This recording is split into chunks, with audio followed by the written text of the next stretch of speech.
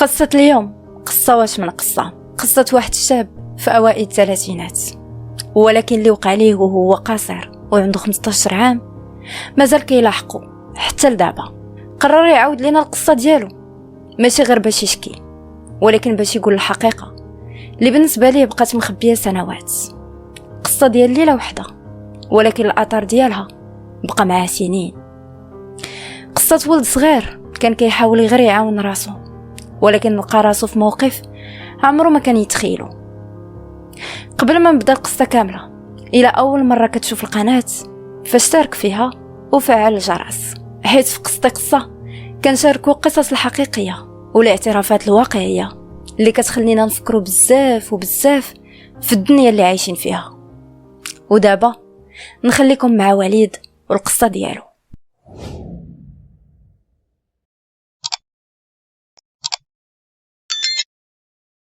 سميوني وليد، تزاديت وترعرعت في مدينة صغيرة، مدينة اللي تقريبا شي كيعرف شي. الأزقة ديالها بسيطة والناس فيها عايشين حياتهم على قد الحال، وانا ما كنتش مختلف بزاف على الناس وعلى الدراري ديال الحومة. كنخرج نلعب مع صحابي، نجري في الزنقة ونرجع للدار. حياتنا ما كانتش سهلة. الوالد ديالي كان مرة خدام مرة ما خدامش، والوالدة ديالي مسكينة كانت كتخدم في مدينة كبيرة متواجدة حدانا، بائعة متزولة كتبيع في السوق باش تعاون العائلة.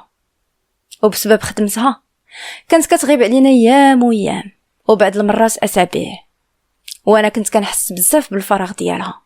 كبرت شويه بشويه وبديت كنشوف باللي الحياه ماشي ديما سهله كيف ما كنت كنظن وانا صغير. فاش درت تقريبا 15 عام بديت كنحاول نعاون راسي، وما كانش عندي شي مشروع كبير، غير كنت كنخرج بالليل من مورا القرايه ومن مورا اللعب مع الدراري، نبيع حتى انا في الزنقه بحال الام ديالي. كنت كنبيع كلينكس والمسكه للناس اللي كيدوزوا في الشارع، هاني في هاد الرونبوان، هاني في هاد الزنقه، ورد البال راسي. ما كانش تجاره كبيره ولكن كانت كتخليني نحس بشويه ديال المسؤوليه. حتى تعرفت في واحد الشارع بحال قلتو درت بلاصتي. كنشوف الناس كيدوزوا، شي زربان، شي كيهضر، شي ما مسوق كاع، وشي كاع ما كيشوف فيك اصلا. كاينين الناس اللي نيت باغيين كلينكس والمسكه، وكاينين الناس اللي باغيين غير يتعاونوا معاك، وكاينين الناس اللي النظره ديالهم ماشي هي هذيك. كنت كندوز بزاف ديال الوقت وانا واقف، كنحلم غير بحياه عاديه بحال اي شاب، ولكن ما كنتش عارف ان واحد الليله عاديه بحال باقي الليالي غادي تبدل حياتي كامله. هذاك الشانطي اللي كنت كنوقف فيه كان عامر بالقهاوي، وكان معروف حيت جا في وسط المدينه. كنت عاقل مزيان واحد النهار غربت الشمس والناس بدات كتعمر القهاوي، شي ناس جايين يتفرجوا في الماتش وشي غير باغيين يجلسوا ويجمعوا.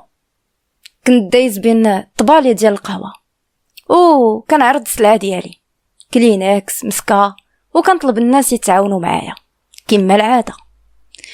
في ذاك الوقت وقفني واحد السيد كان العمر ديالو تقريبا كيلعب في الخمسينات. بان ليا في الاول شخص عادي بحال بزاف ديال الناس اللي كنت كنبيع ليهم. قال لي اش كتبيع تما؟ قلت ليه انت كتشوف سيدي كنبيع كلينكس والمسكه. خدا من عندي باكيه كلينكس وعطاني 10 دراهم. فاش بغيت نرد ليه الصرف قال لي بلاش ما تحتاجش، وبدا كيسولني اسئله على حياتي، اسئله بسيطه: فين ساكن، واش كتقرا، شحال عندك من عام. انا بديت كنجاوبو على نيتي، حيت كنت متعود ان الناس يهضروا معايا ويسولوني ديك اللعبه ديال علاش كتبيع، واش جابك لهنا، واش عندك مشاكل، حيت بزاف ديال الناس كيشفقوا عليا وكاينين الناس محسنين كيبغيو يتعاونوا معايا والسلام. ايوا المهم جاوبته وعطيته جميع التفاصيل ديال حياتي. ومن داك النهار وليت كل مره كنشوفه في ديك القهوه، وكل مره كنتلاقى معاه كيدور معايا، وبعد المرات ما كياخد والو وغير كيجمع معايا وكيقول لي ايوا رد البال راسك. انا كان كيجيني غير كليان والسلام، كيجيني شخص اللي بحال الاب ديالي ولا شي عمي، ولكن تاريني ما كاينش بحال باك وامك وما كاينش بحال عائلتك، والبراني خاصك تفاداه، حيت داك التعارف البسيط اللي كان بيناتنا غادي يولي البدايه ديال القصه ما عمرني نسيتها.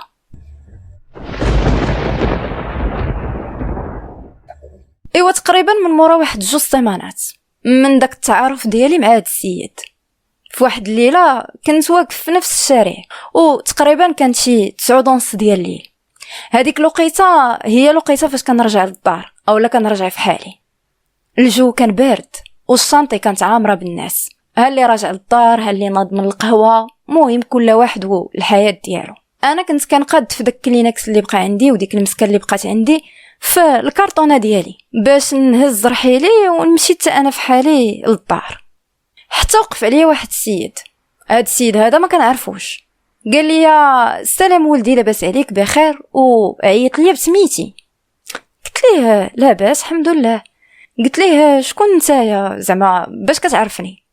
قال لي ياك انت هو فلان كتبيع كلينكس هنايا وداكشي. قلت ليه قال لي ياك كتعرف فلان؟ هاد فلان هذا هو داك السيد اللي تعرفت عليه واللي ديما كيجلس في القهوه واللي سبحان الله العظيم هذاك النهار ما كانش في القهوه. قلت لي كنعرفو الله يعمرها دار مسكين. قال لي وشوف راه الا رديتي البال اليوم راه ما جاش للقهوه. قلت ليه والله الا رديت البال وما عرفتش فينا هو وداكشي. السيد هنايا قال لي وشوف راه غير اليوم مرض وداكشي، ولكن راه موجد لك واحد الحاجه باغي يعطيها لك في سبيل الله، زعما الا بغيتي يلاه معايا نديك عنده. انا استغربت وما استغربتش، قلت في بالي السيد باغي غير يعاونني كيف ما كيعاونني يوميا، كون راه اليوم شاري ليا شي حاجه ولا باغي يعطيني شي حاجه. المهم زعما ما حسيت بتا شي حاجه وما كان عندي حتى شي تخوف، وفعلا مشيت مع داك السيد. مشينا ما بين الدروبه وحتى وصلنا لواحد البنايه اللي قريبه شويه من داك الشارع ومن ديك القهوه. هي كانت باينه بحال شي اداره، وقلت مع راساتي اولا سولت هذاك السيد قلت ليه علاش جينا لهنايا؟ قال لي حيت داك السيد خدام هنايا غير يلا معايا. ايوا مشيت معاه وطلعنا للطابق الاول، وكان تما فعلا الراجل اللي تعرفت عليه في القهوه واللي ديما كيعاونني. كان جالس في واحد المكتب، شاف فيا شفت فيه سلم عليا قال لي اهلا ولدي وليد لاباس عليك بخير، ايوا اسمح لي اليوم ما جيتش للقهوه ولكن راني موجد لك شي حاجه وراه غيعجبك الحال. قلت ليه واخا عمي ما كاين حتى شي مشكل. قال لي جلس بعدا، وفعلا جلست في الكرسي وهما بجوج سدوا الباب ديال داك المكتب. في ديك اللحظه حسيت بشي حاجه ماشي طبيعيه. الراجل اللي جابني بقى واقف حدا الباب والراجل الاخر جا جلس قدامي. في الاول قلت ياك ما درت شي حاجه ياك ما باغيين مني شي حاجه، ولكن بيني وبينكم تبدلت الاجواء. شدوني من دراعي ودخلوني لواحد الغرفه صغيره كانت حدا داك المكتب، وديك الغرفه كان فيها فراش بسيط وطبله صغيره. في ديك اللحظه بدا الخوف ديالي كيكبر وداخل لقلبي وما فهمتش شنو غادي يوقع ولا لاش باغيني هاد الجوج. بديت كنقول لهم اشنو واقع، شنو بغيتو مني، خليوني نمشي في حالي، خاصني نرجع لدارنا. ولكن ما كان حتى واحد فيهم كيسمع. في ديك الليله وقعت لي تجربه قاسيه مازال حتى لدابا كنحاول ننسى التفاصيل ديالها. ما نكذبش عليكم، شدوني وتحكموا فيا بجوج وداروا فيا ما بغاو وبستلاو معايا. قالوا لي حنا راه غير كنلعبوا معاك، غير تهنى ما غيوقع والو. كيفاش ما غيوقع والو وانتوما بجوج كل واحد فيكم دار النوبه ديالو؟ انا كنت كنتألم ربي اللي خلقني، كنت كنغوت مره ولكن كانوا كيسدوا ليا فمي وكانوا كيضربوني في كتفي كيضربوني في ظهري. وانا اصلا البنيه ديالي هزيله، ماشي شي واحد اللي قوي وماشي شي واحد اللي صحيح باش نقدر ندافع على راسي. الحاجه الوحيده اللي نقدر نقول لكم حيت ما نقدرش نبقى نعاود جميع التفاصيل هو انني خرجت من ديك البلاصه وانا انسان اخر. وقبل ما نخرج عطاوني 100 درهم بجوجهم، جبدوا 50 درهم 50 درهم وقالوا لي هاك وقول بسم الله، وشرطوا عليا وقالوا لي ما تحاولش انك تقول هادشي لشي حد والا ما غيعجبك حال، ودير في بالك حنا ناس راه واصلين، وواخا تقول لي قلتي حتى شي حد ما غيتيقك. وهادشي راه كيوقع وجاري به العمل. قمة الوقاحة. انا كانت عندي 15 عام، كنت عارف نفرق ما بين الخايب والزوين، ولكن ما عرفتش ما ندير في هذيك اللحظه، وما عرفتش ما ندير مورا هادشي اللي وقع ليا. خرجت في حالي والدنيا كانت دايره بيا، وحسيت براسي ضايع، ورجعت لدارنا بحال لا ما وقع والو، غير انا بقيت في سكون. من داك النهار حياتي تبدلات، ما قدرتش نرجع كيف كنت. الليل ولا اصعب وقت بالنسبه ليا. كنت كنحاول الناس، ولكن كل مره كنغمض عينيا كنرجع نشوف ديك الليله. بعض المرات كنت كنفيق مفزوع، وكنبدا نغوت بلا ما نحس. النعاس هرب مني، ووليت كنفضل نبقى ساكت وما نهضر مع حتى شي واحد. خلاص كاع ما بقيتش حامل انني نبيع كلينكس ولا نمسكه، ولا نمشي لداك الشارع، ولا نتلقى بالناس، ولا نهضر معاهم. والديا ما كانوا فاهمين حتى شي حاجه، بالخصوص الوالد ديالي اللي كان ديما في الدار. كان كيحاول يسولني لاباس مالك، كنقول ليه فيها شقيقه ولا مريض، وصافي كيخليني. ولكن اكثر وحده حسات بيا هي الوالده ديالي. من مورا تقريبا واحد 4 ايام، فاش غادي ترجع من ديك المدينه الكبيره اللي كتخدم فيها باش دوز العيد معانا، حيت كانت لقيته ديال العيد. فاش وصلت يلاه جلسات مسكينه، لاحظت انني تبدلت، بحال قلتو وليت منطوي، كنهرب من الهضره، وبقات صابره عليا واحد الليله. ولكن من بعد عرفات كيفاش تهضرني مسكينه، حيت اصلا ربي اللي عالم بها. بقات رده ليا البال وكتراقبني، وكانت كتلاحظ باللي وليت ساكت بزاف وما بقيتش كنخرج كما قبل. هنا بدات كتسولني مالك ولدي، واش واقع شي حاجه؟ كنت كنقول لها لا، غير عيان شويه وصافي.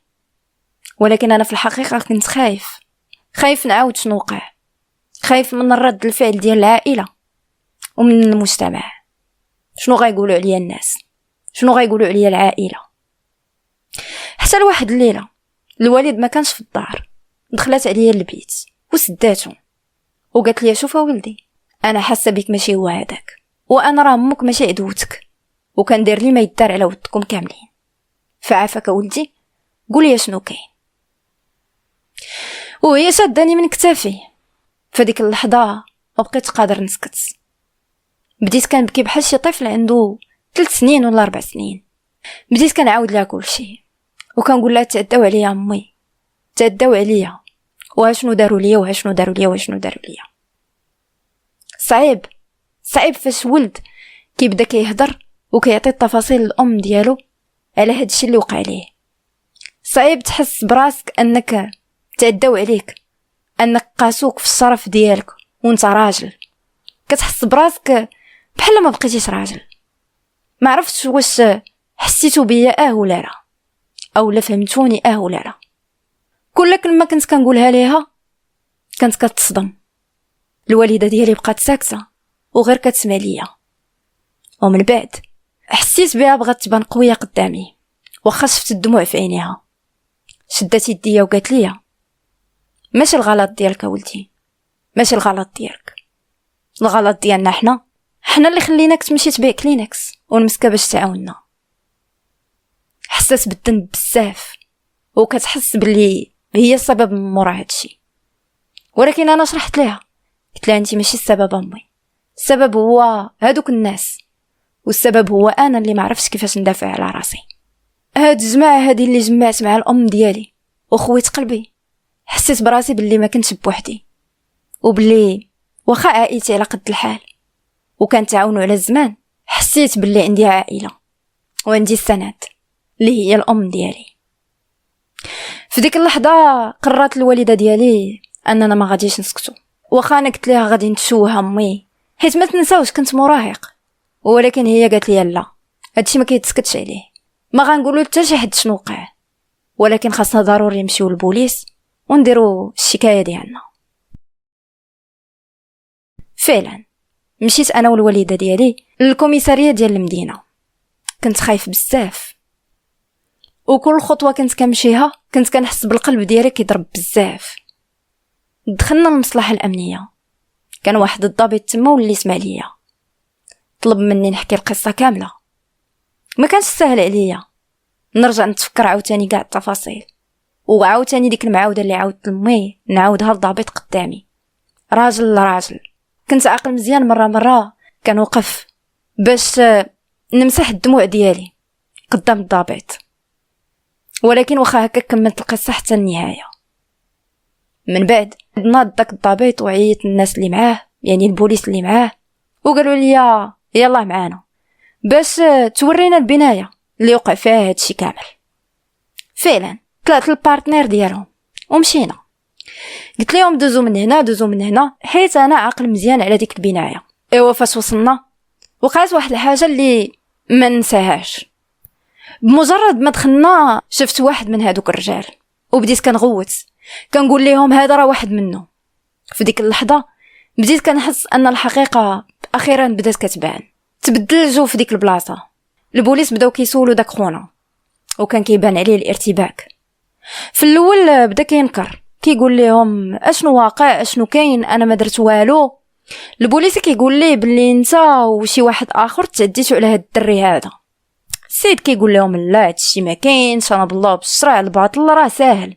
ولكن التحقيق ما وقفش تما، حيت البوليس قالوا لي واش انت متاكد من هاد البنايه؟ قلت لهم وبالضبط الطابق الاول المكتب الفلان فلاني، وراه كاينه واحد الغرفه تما. وفعلا غادي يدخلوا البوليس لتما وغادي يلقاو ديك الغرفه، ولقاو بزاف ديال الحوايج اللي كانت مطابقه للوصف اللي عطيتهم. حيت الخدمه ديال البوليس راه ماشي غير انكم كتعاودوا لهم بالضبط شنو وقع. في المحضر راه سولوني قالوا لي شنو كنتي لابس، شنو كنتي هاز، امتى، الوقت، هذيك البلاصه اللي مشيتي لها واش تقدر توصفها لينا، هذاك البيت اللي طرالك فيه هادشي شنو كان فيه، شنو محطوط بالضبط هنايا، شنو كاين هنايا. وعطيتهم جميع المواصفات، وداكشي اللي عاودت ليهم هو نيت اللي غادي يلقاو باش يعرفوا باللي انا راه ما كنكذبش. وانا معاهم حاس بواحد الشعور غريب، كان فيا الخوف ولكن حتى شويه ديال الراحه. وتخيلوا معايا فداك الوقت اللي اصلا هما كانوا شادين داك السيد، كان كيقول لهم كيفاش غنتعدى على هذا الولد وانا اصلا واحد السيد اللي مريض. قالوا لي كيفاش مريض؟ قال لهم انا راه مريض، انا راه عندي عجز جنسي، راه ما يمكنش ندير شي حاجه ماشي هي هذيك. تخيلوا معايا انهم فتشوا في هذيك اللحظه وشنو غيلقاو؟ غادي يلقاو عوازل طبيه، حيت هما اصلا استعملوا العوازل الطبيه في داكشي اللي كانوا كيديروا اولا الاعتداء ديالهم عليا. وقالوا لي وهادوش كيديروا عندك؟ السيد ما لقى ما يقول. صافي داوه للكوميساريه وقالوا ليه قول لنا شكون هو صاحبك. هذاك خونا غادي يعترف بالمنسوب اليه، وكان السيكوريتي ديال ديك البنايه. ما بغيتش نقول لكم بالضبط شنو هي ديك البنايه، ولكن اللي نقدر نقول لكم انه كان مرفق عمومي، يعني بلاصه تبع الدوله، الناس خدامين فيها. هذاك خونا اللي جابني تما كان السيكوريتي تما، وخونا اللي تلاقيت معاه في القهوه وداك الرجل الخمسيني واللي كان كيتهلا فيا المده ديال 2 سيمانات كان خدام تما، وبحال قلتو كان كيطيبني بالمهل. المهم الحمد لله ان بجوجهم غيمشيو فيها، حيت اصلا القضيه دارت واحد الصدى في المدينه الصغيره اللي كنت عايشه فيها. الناس كاملين كانوا مصدومين كيفاش ممكن توقع بحال هاد الافعال، وفوق من هادشي كامل داخل بنايه تبع المرفق عمومي. المهم في الجلسات ديال المحكمه استمعوا ليا، استمعوا التفاصيل ديال القضيه، استمعوا ليهم. واصلا امي راه داتني الطبيب باش نقول لكم، والتقارير الطبيه موضحه كلشي، عاد التصريحات ديالي والادله اللي تجمعات في التحقيق. المتهمين حاولوا يدافعوا على ريوسهم ولكن الادله كانت واضحه. الواعره في هادشي كامل ان هذاك الرجل الخمسيني مزوج وعنده ولادو، وواحد من ولادو قدي في العمر. ما فهمت علاش هادشي، الله اعلم. المحكمه اعتبرت ان الافعال المرتكبه خطيره بزاف، وخاصه انها موجهه ضد قصير، حيت انا كانت عندي غير 15 عام. ومن بعد المداولات صدر الحكم، حكموا عليهم ب10 سنين الواحد. حسيت بالراحه ولكن ماشي كامله، كان عندي احساس غريب بحال الا واحد الحمل ثقيل كان فوق صدري وشويه نقص. سنوات وانا كنعيش مع داك الالم وهداك السر، حيت بقيت مجهول الهويه، حيت واخا الناس عرفوا ولكن ماشي كلشي عارف بالضبط شكون اللي وقع ليه هادشي. الام ديالي بقات ديما حدايا وديما معايا، ولكن واخا هكاك ما بريتش وحاولت ننسى اولا نتناسى، ولكن وانا كنكبر كل مره كيرجع ليا الفيلم، كل مره كنتفكر اش وقع ليا، لدرجه انني وليت معقد من الارتباط، معقد من العلاقات. كنقول باللي العلاقات كيجيو منهم الوليدات، وما كنتخيلش ان شي ولد مني يطرى ليه هادشي اللي طرى ليا. عندي تخوف، تقدروا تقولوا عليه عقده، ما عرفتش كيفاش نحيدها. كيقولوا باللي الجرح خاصو الوقت باش يبرى، ولكن انا مازال ما بريتش. كنحاول نعيش حياتي بشكل عادي ونحاول نبني مستقبلي، ولكن صعيب الحال. وقررت نشارك القصه ديالي معكم، ماشي باش نرجع الالم، ولكن غير باش نقول الحقيقه. ما عرفتش، حيت هاد الايامات فاش كنسمع هاد القضايا هادو، فاش كنسمع بحال هاد الشيء وهاد الاعتداءات، كنتفكر ما جرى ليا وقلت نعاود لكم، يمكن باش نعطي الشجاعه لاي واحد كيمر من تجربه صعيبه ما يبقاش ساكت. حيت الصراحه كون بقيت ساكت وما هضرتش مع الام ديالي، هادوك الناس ما كانوش يتعاقبوا، وهذه كانت هي قصتي.